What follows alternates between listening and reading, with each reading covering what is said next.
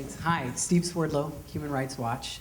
Thank you, Ambassador Flor. Thank you, Tracy, for your presentations. They're very useful. The word engagement comes up again and again in our discussions, more and more, in terms of US and EU policy. And so I want to, and I know that in every trip that you both make to the region, that's what you're doing, engaging in many fora, in many situations on human rights. And I want to choose one of the most hopeless cases, one of the most difficult cases, Uzbekistan, and I want to ask you to comment a little bit on the meaning of principled engagement, and ask you to comment on some of these recent developments.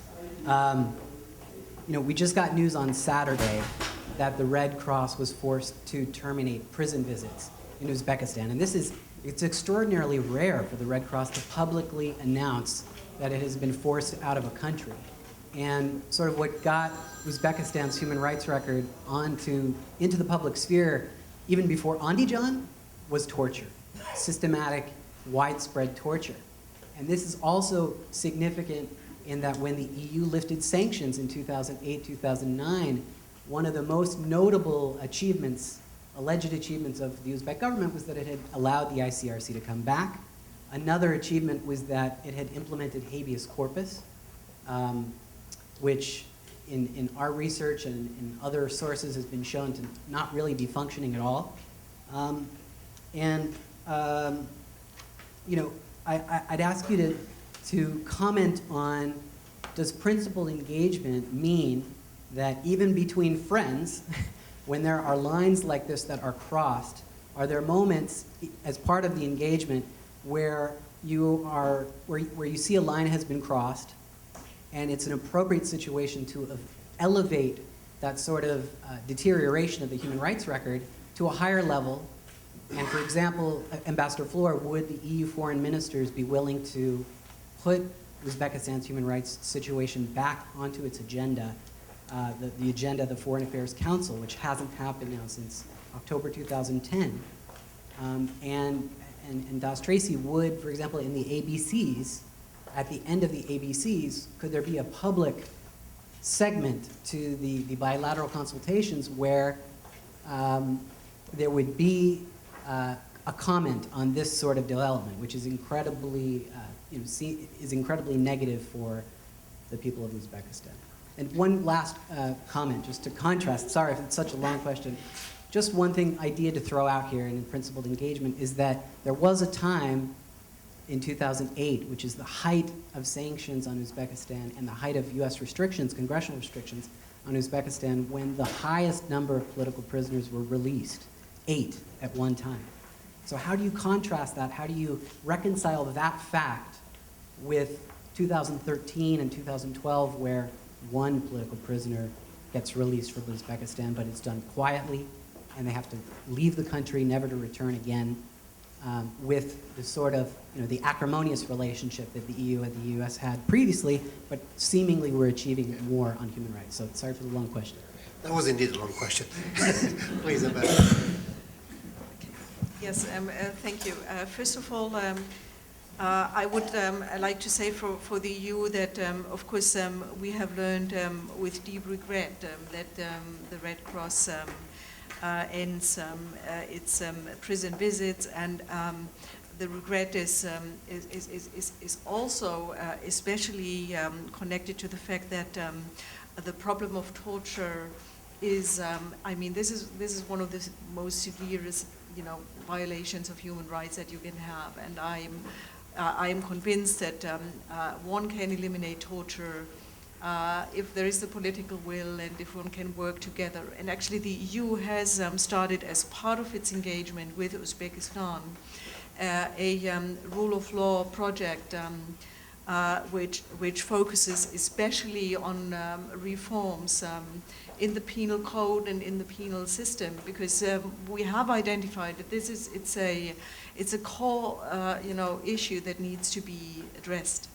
But I'm still, also at the personal level, convinced that we can do more also for the people in Uzbekistan by actually doing these kind of projects rather than leaving. which is one of the reasons why I also regret that the ICRC has taken the decision to actually leave the country and not continue its activities there. Now, I certainly also think that the human rights dialogue that the EU has now with all of the Central Asian countries is a very valuable element where we can actually discuss in depth all of these issues, also individual cases with the partner governments. And again, I would say that this it does give us more leverage than not having this dialogue with them. So although I do understand, that when you come from a human rights perspective and as a representative of Human Rights Watch, that is not enough and it's not sufficient. But for me and for the EU, I would take that as an additional call, actually, to remain engaged and to try to do more also in these sectors with our Central Asian partners. We also were heard the news of the ICRC's withdrawal with great concern. The ICRC is an extremely valuable international organization, and the role that it has played in Uzbekistan. To lose that is very, well, we regret that very much. At the same time, we will certainly encourage the government of Uzbekistan to continue to look for ways to rebuild this partnership. The ICRC also does other very important work that we hope will be at least a way in which it may remain engaged with Uzbekistan. There is work that it does with the National Federation of the Red Cross. There is other engagement there, and through that we hope will keep the door open to renewing the important work that ICRC had in terms of visiting prisoners and assessing the condition of detainees and providing contact. But more broadly, we, and I think you know, because we talk frequently at various levels, that we have that ongoing dialogue with Uzbekistan, and I think one of the values of the kind of dialogue that we have through the ABCs and through the contact that we have is that we are able to speak candidly and frankly with one another. It doesn't mean we always agree. It doesn't mean that we always get progress at the pace that we would like to see.